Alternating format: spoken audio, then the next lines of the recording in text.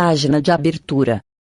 Do livro Caminho, Verdade e Vida, psicografado por Francisco Cândido Xavier, pelo Espírito Emmanuel. Número da mensagem 113. Título: Não te esqueças. Porque muitos dos judeus, por causa dele, iam e criam em Jesus. João 12, 11. Narra o Evangelho de João que muita gente, encaminhando-se para Betânia, buscava acercar-se do Mestre, não somente para vê-lo, mas para contemplar também a figura de Lázaro, retirado do sepulcro.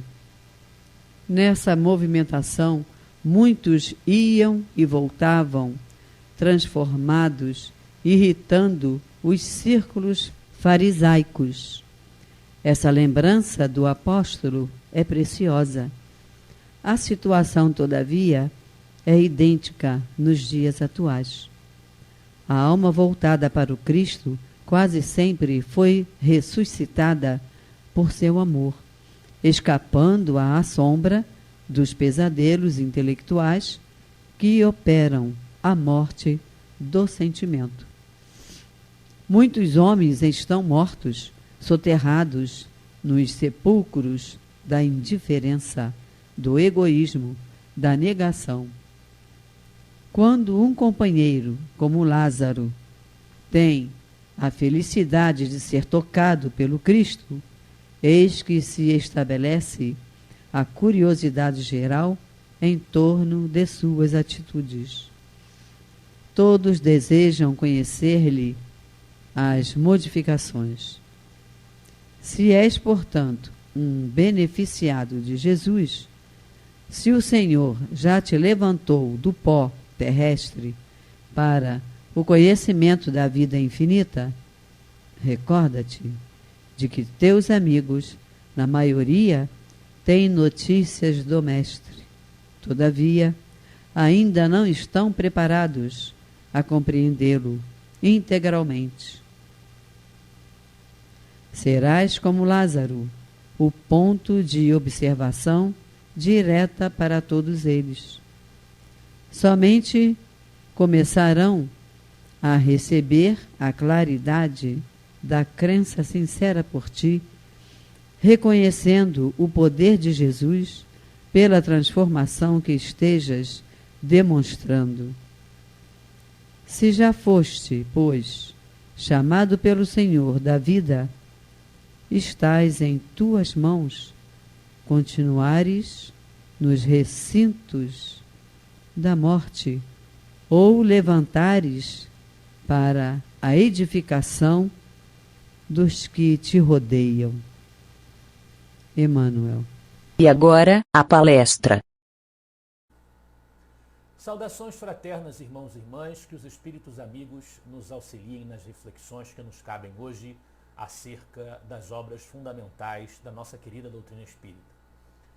Especificamente, dando sequência à análise de O Livro dos Espíritos, na sua parte segunda, do mundo espírita ou mundo dos espíritos. O espiritismo, antes de tudo, é uma proposta cultural, uma proposta doutrinária que investiga o espírito, a sua natureza e as suas relações com o mundo corporal.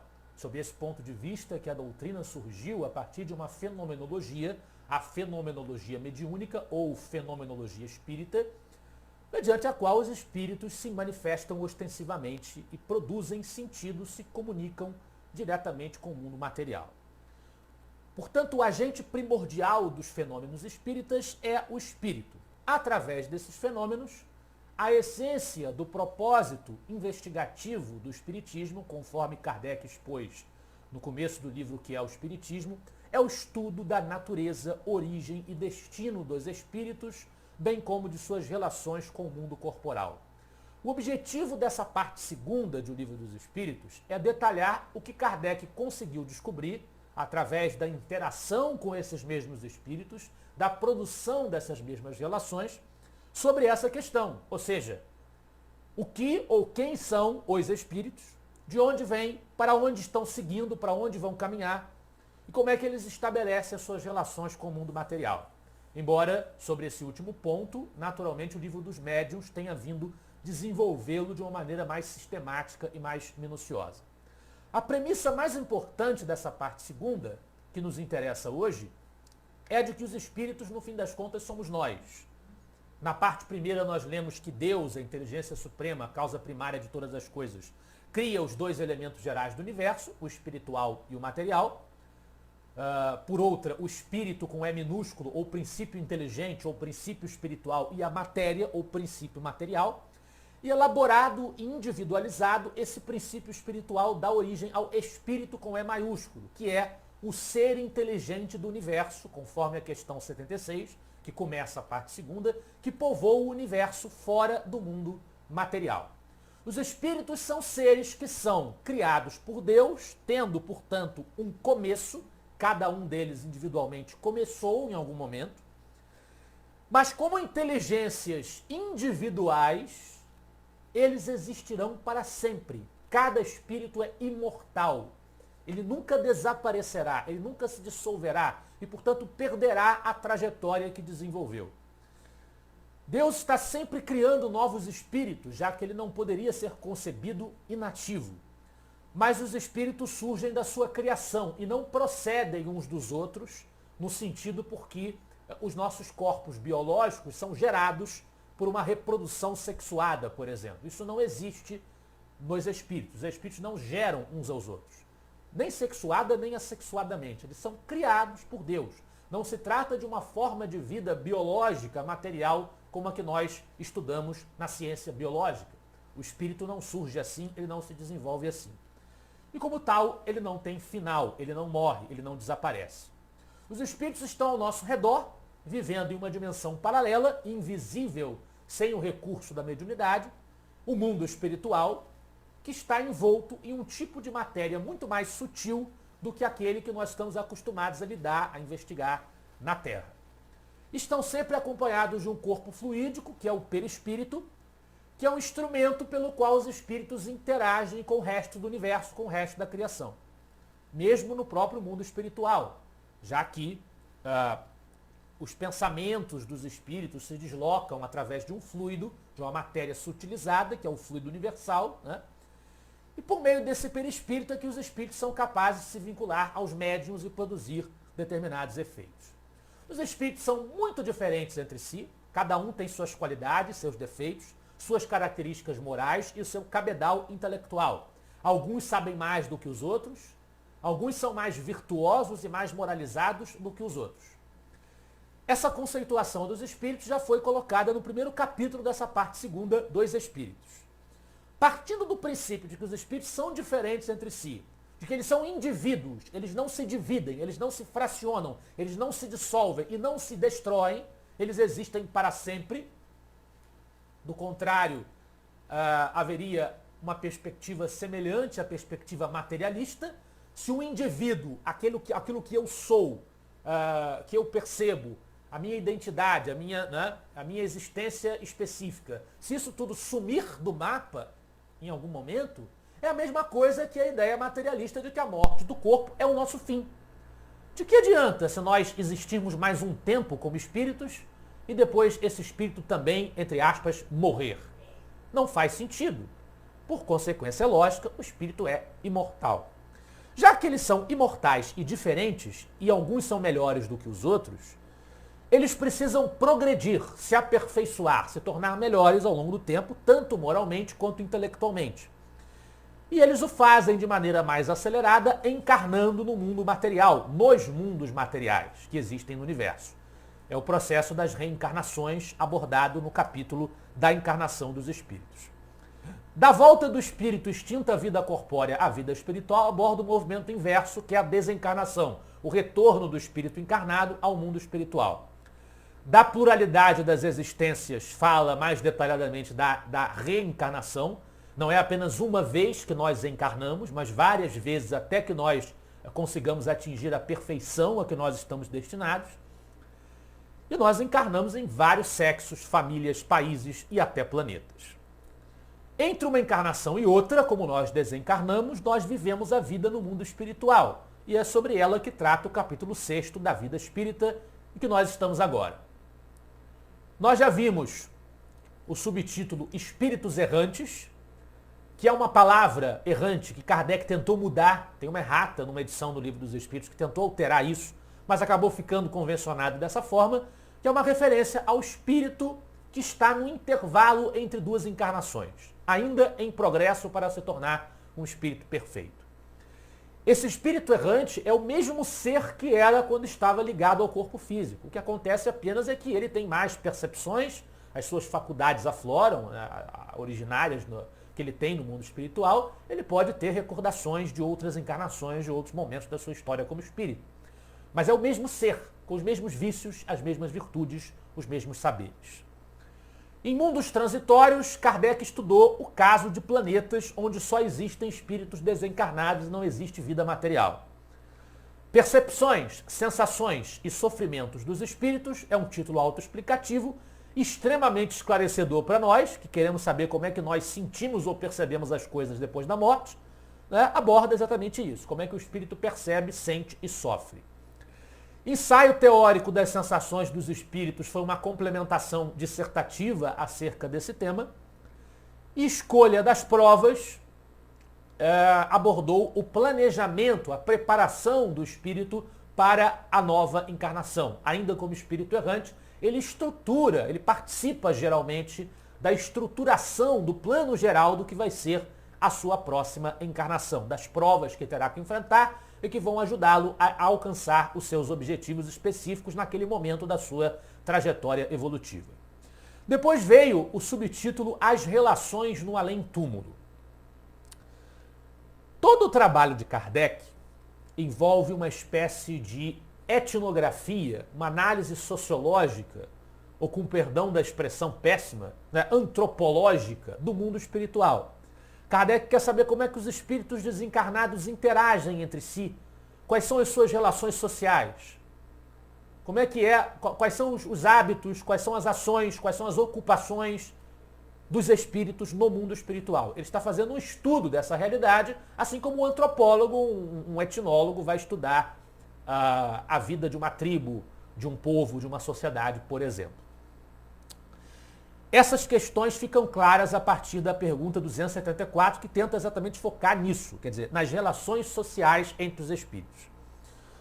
Esse subtítulo começou tratando de hierarquia, né? Entre os espíritos, por eles serem diferentes, o resultado é que há uma hierarquia irresistível entre eles, né? E os espíritos superiores têm uma autoridade ampla em relação aos inferiores no mundo espiritual, onde essa superioridade só é definida pelas conquistas morais e intelectuais dos espíritos, e não por qualquer distinção das que nós temos aqui no mundo espiritual. A família de nascimento, se é nobre, se é plebeu, se é rico, se é pobre, se é brasileiro, se é de Goa, se é da China, né? Se é esperto, se não é,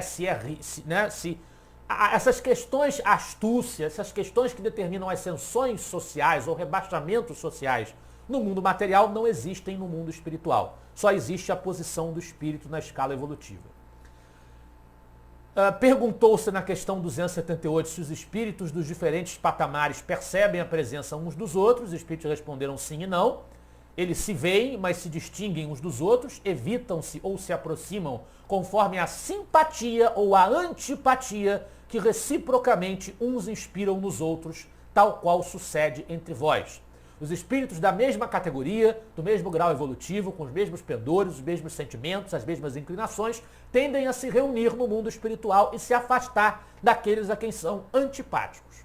Os espíritos superiores podem ir a toda parte, conforme o seu grau evolutivo, os inferiores têm espaços no universo que são interditos a eles, né? Por exemplo, os próprios mundos superiores, que o espírito inferior não pode adentrar. Seria incompatível e perturbaria o ambiente com as suas imperfeições. Os bons espíritos se ocupam de estimular os inferiores, os maus, a crescerem espiritualmente, e os maus tentam manter as pessoas e os outros espíritos também no erro, porque não conseguem aceitar que outros espíritos experimentem uma situação melhor do que a deles. Os espíritos se comunicam pelo pensamento, transmitido através do fluido universal e os espíritos inferiores não podem ocultar os seus pensamentos e sentimentos dos espíritos superiores. Tudo é transparente no mundo espiritual. Por fim, o subtítulo fala que os espíritos maus se alegram por ver voltar ao mundo espiritual alguém que é tão infeliz quanto eles porque fez também mais escolhas. E os espíritos que têm afinidade uns com os outros ficam também felizes por se encontrarem no mundo espiritual. Portanto, como há entre os seres humanos, entre os espíritos também há espíritos que são simpáticos uns aos outros e espíritos que são antipáticos. E esse é o tema do subtítulo que nós estamos agora, entre as questões 291 e 303, relações de simpatia e de antipatia entre os espíritos, metades eternas. E ele começa por dizer que os laços entre os espíritos, se são verdadeiros, mesmo se não são apenas motivados por alguma questão da matéria, não é? Eles são ainda mais fortes. E os ódios são reservados aos espíritos inferiores, particularmente aos impuros. A partir daí, Kardec passa a analisar a teoria das metades eternas, que nós costumamos chamar popularmente de almas gêmeas. É um conceito muito usado nas histórias de amor, no universo do romance, que tem origem na imagem da alma gêmea de uma alegoria de Platão, na obra O Banquete, em que se fala que os seres humanos antigamente tinham 4 braços, 4 pernas e 2 rostos. E Zeus, o rei dos deuses do Olimpo, teria punido os seres humanos pelo seu orgulho e teria partido essa constituição corporal em 2, fazendo com que uma parte do ser humano ficasse destinada a perseguir a outra metade pela terra, né, na sua vida. Normalmente, essa imagem, essa alegoria é evocada no universo do romance, do imaginário das histórias de amor, para deduzir disso a ideia de que existiria no mundo, existe na Terra a nossa cara metade, existe na Terra um cônjuge, um parceiro romântico, um marido, uma esposa ideal, que complementaria a individualidade da criatura, estabelecendo uma sinergia, uma empatia, uma simpatia, portanto, destinada a acontecer. Porque são almas que precisam se unir e viver unidas por toda a eternidade. Algumas tradições hindus defendem a ideia de que as pessoas tinham conexões com certas almas nesse sentido. E um intelectual islâmico e poeta persa do século XIII, Rumi, apresentou também a ideia de que os amantes não se encontram no final, mas que eles estão dentro um do outro de alguma forma, o tempo todo, de alguma maneira. E essa expressão alma gêmea, que se tornou um elemento da cultura popular, baseada nesse substrato cultural, ela se convencionou, se estabeleceu no próprio século XIX. Existe isso. Existe uma alma destinada a estar unida a outra por uma simpatia ímpar, que não teria igual com os outros espíritos por toda a eternidade, e que vivencia isso no mundo material através da vida romântica, do casamento, do namoro, enfim, desse tipo de relacionamento que existe no mundo material. Existe isso? O que o Espiritismo diz? Na pergunta 298, os espíritos respondem que não existe a perspectiva de uma união fatal de 2 almas destinadas a se encontrarem. A união que há é a de todos os espíritos, mas em graus diversos, segundo a categoria que ocupam, isto é, segundo a perfeição que tenham adquirido. Quanto mais perfeitos, tanto mais unidos. Da discórdia nascem todos os males dos humanos. Da concórdia resulta a completa felicidade. A ideia de 2 espíritos simpáticos um ao outro serem metades um do outro é errada, porque significaria dizer que antes deles se encontrarem e simpatizarem um com o outro, eles estavam incompletos, eles não eram indivíduos. E nós já vimos que o espírito é um indivíduo imortal que permanece como indivíduo por toda a sua trajetória como espírito. Então não existe essa ideia de que o espírito é partido ao meio e vira 2 espíritos diferentes.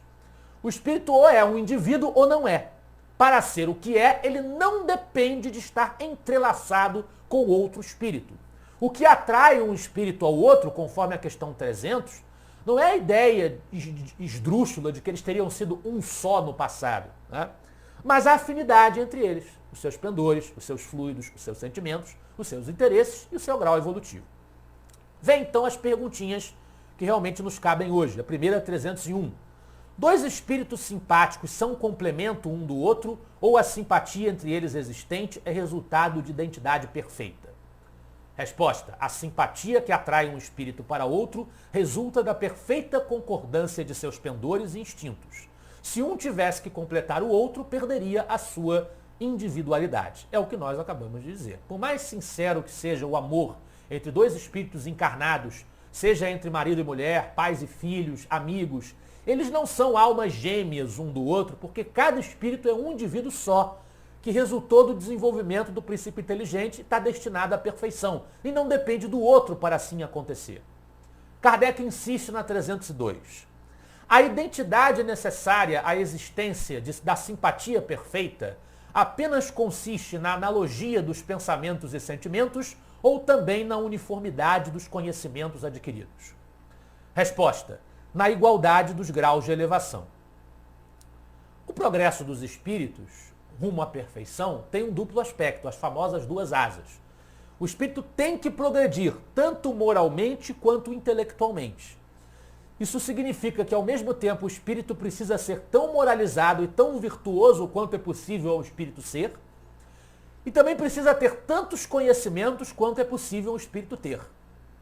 O que Kardec quis saber com essa pergunta é se para os espíritos serem simpáticos, serem afins, eles precisam ser parecidos apenas nos sentimentos, ou se eles também precisam ter o mesmo nível de progresso intelectual, ou seja, o mesmo nível de conhecimentos. Dialogar com alguém que tem o mesmo conhecimento que você, que sabe as mesmas coisas que você, inspira afeição, né? Inspira simpatia entre os espíritos. Os espíritos simplificaram a resposta à dúvida de Kardec, dizendo que o que desperta essa simpatia entre os espíritos é a equiparação deles, a semelhança deles no nível de evolução espiritual. Ou seja, tanto o nível de progresso intelectual quanto o nível de progresso moral facilitam sim a existência de simpatia entre dois espíritos se eles forem semelhantes. Vem então a questão 303, a última que nos cabe hoje.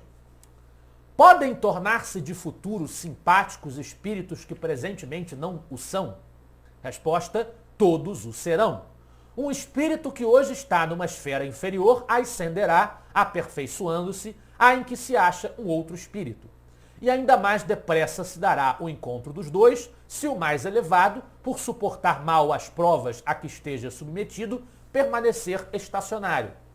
É uma resposta que não é difícil de dar, porque ela decorre das premissas básicas do espiritismo. Vamos recuperar algumas delas. Os espíritos são seres individualizados, são diferentes, mas têm o mesmo princípio e terão o mesmo fim. Todos serão perfeitos. Todos progridem. Nós acabamos de ver que a simpatia entre os espíritos é consequência da semelhança evolutiva entre eles. Se todos os espíritos vão chegar no mesmo resultado, a perfeição, no mínimo, em algum momento, todos eles serão semelhantes. Pelo menos quando todos forem perfeitos. Nunca simultaneamente, quer dizer, sempre tem espíritos novos sendo criados, portanto, sempre haverá espíritos em todos os graus da escala. Mas cada espírito, individualmente, um dia vai se tornar um espírito perfeito. E com isso vai simpatizar com todos os outros espíritos perfeitos. Então o destino de cada indivíduo é, um dia, na eternidade, simpatizar com cada outro indivíduo do universo. Nós vamos simpatizar com todos um dia. Kardec insistiu perguntando numa subpergunta se há espíritos simpáticos, que são simpáticos, que possam deixar de ser simpáticos. Podem deixar de ser simpáticos um ao outro dois espíritos que agora o sejam? Resposta: certamente, se um deles for preguiçoso. Também é uma observação relativamente óbvia, relativamente simples. Dois espíritos são simpáticos porque são parecidos, estão no mesmo grau evolutivo. Se um deles, partindo desse mesmo ponto em que eles estão juntos, se um deles progride mais rápido que o outro, eles deixam de ser simpáticos. Temporariamente, até que o retardatário também progrida. Se esse aqui parar, esse aqui pode chegar, eles podem ser simpáticos de novo. E pode até esse aqui subir mais do que o outro, progredir mais do que o outro. Esse aqui chegou à perfeição, esse aqui vai ter que progredir até a perfeição e aí eles vão ser simpáticos. Percebam, esse processo vai acontecer com todos os espíritos. Portanto, todos os espíritos um dia vão se encontrar aqui na perfeição. Serão todos simpáticos uns aos outros. E Kardec encerrou o subtítulo com uma nota que diz o seguinte: A teoria das metades eternas encerra uma simples figura, é uma alegoria apenas, não tem nenhuma concretude na realidade, representativa da união de dois espíritos simpáticos. Trata-se de uma expressão usada até na linguagem vulgar e que se não deve tomar ao pé da letra. Não pertencem, de certo, à ordem mais elevada os espíritos que a empregaram. Sendo necessariamente limitado o campo de suas ideias, hão podido exprimir seus pensamentos com os termos de que se teriam utilizado na vida corporal. Não se deve, pois, aceitar a ideia de que existam espíritos criados um para o outro e que deverão fatalmente reunir-se um dia na eternidade, depois de haverem estado separados por tempo mais ou menos longo. O amor romântico na Terra pode perfeitamente ser, entre outros fatores, uma expressão da forte simpatia que existe entre dois espíritos, que estão ocasionalmente encarnados e que se relacionam. Mas eles se unem em uma parceria que é destinada à condução dos seus afazeres, das suas tarefas, das suas provas, das suas expiações, dos seus deveres, à vivência das suas experiências nesse mundo. Não são, nunca, em hipótese alguma, duas metades de uma mesma alma que se dissolveu, como também não são namorados ou casados no mundo espiritual, onde não existe isso, e sim irmãos, como criaturas de Deus caminhando rumo à eternidade. Quem é casado, quem namora, no mundo espiritual não será namorado ou marido do seu namorado ou marido, será um irmão, como espírito. A lógica nos diz que assim é, porque o espírito tem essa caminhada individual rumo à perfeição, onde todos se estimarão da mesma forma e amarão a todos no universo indistintamente. É isto que traduz a perfeição dos espíritos puros. A família terrena, ela é essencial para a experiência do espírito encarnado em nossas relações na Terra, portanto, tem todas elas uma razão de ser, exceto quando são provocadas apenas por interesses mundanos menos importantes. Mas o nosso destino, de todos nós, como espíritos perfeitos, que é uma posição, repetimos, que nós alcançaremos individualmente, é nos integrarmos à grande família universal. No mundo dos espíritos só existem irmãos. Quando nós nos contarmos entre os espíritos perfeitos, nós enxergaremos a todos esses irmãos, todas essas criaturas, como dignas do nosso amor, indistintamente, e as amaremos e nos amaremos uns aos outros, como Jesus nos amou. Que nós aproveitemos as experiências que temos na Terra para progredir o mais depressa possível até esse luminoso destino que nós temos à frente, cada um de nós. E que nós nos alimentemos espiritualmente dessa certeza consoladora, dadivosa, maravilhosa, que o Espiritismo nos dá, de que isso com certeza um dia, mais cedo ou mais tarde, irá acontecer. Muita paz.